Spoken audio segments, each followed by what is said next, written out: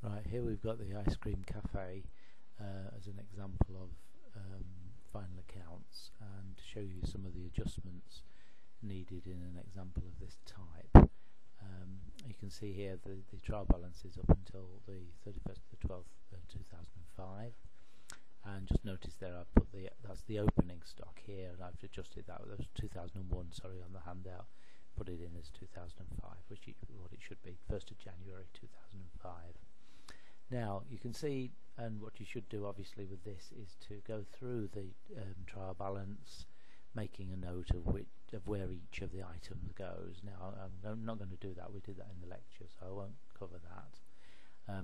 But if we can just look at what adjustments are necessary, if we go down to the bottom here, it's a full list of adjustments. We've got expenses prepaid and owing, which we can deal with. We've got some depreciation, two different types, on cost and reducing balance method, and we've got provision for doubtful debts, which we also need to deal with. So if we first of all look at the prepayment of advertising prepaid, which basically means we've paid for some advertising, and the total amount we've actually paid in this period is shown here, and the advertising figure is there. We've paid 1,248, and what we're saying is that £77 of that is prepaid. It's going, if we've not used all of that up, when that £77 will be available next year. Some leaflets or an advert in a newspaper or something will be available next year. So we've not really used the full 1,248. We need to deduct the £77 from that figure. The result goes in the profit and loss account. So if we just go down, gently down, and we will find the profit and loss account. There's the figure for advertising. That's had the £77 removed. And we also need to remember that when we get to the balance sheet, that £77 has to go in the balance sheet. And if we just move down gently to the balance sheet, we can see there, just make sure you can see all the title, we've got prepaid 163. Now that includes the 77, and it's the other prepayment. We've got another separate prepayment in there of £86 for general expenses. So that both of those are shown together. So that's that. Now where you get an expenses owing, the way to deal with an expenses owing is simply to add that to the amount shown in the trial balance. So we've got salaries, £59 owing. We go to salaries. Where have we? We've got 989. We need to add on that £59 owing. We've paid for £989 worth of salaries, and we owe a bit more, £59 more. So we add that to the 989. The result goes in the the result goes in here. Salaries now has been adjusted, and that now has had the extra amount, the amount owing added to the figure. And don't forget that you still owe that money to salaries, so they have to go in the balance sheet.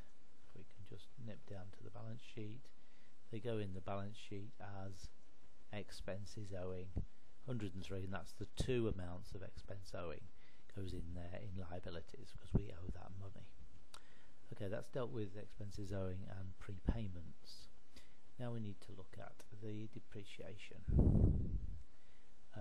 Here we are. We go back up here too far. Sorry, let's just nip down.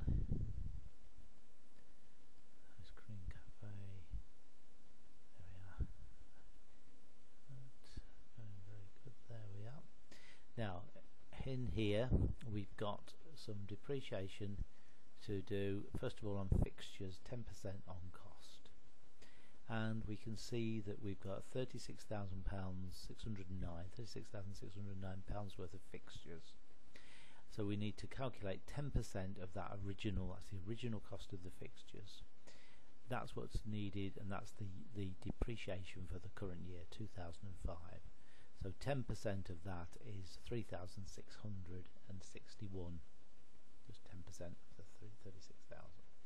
We just go down and have a look at that in the profit and loss account, and we will see we've got 3,661 depreciation on fixtures. It's an expense, it's an estimate of the depreciation, it's not a cash expense, just to remind you. It doesn't go in any cash flow, or forecast cash flow anyway.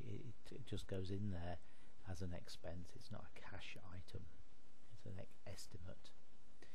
So we go back to the trial balance, and we can see in the trial balance, if we just go carefully back to the trial balance, we can see that we've also got provision for depreciation on fixtures 9,053.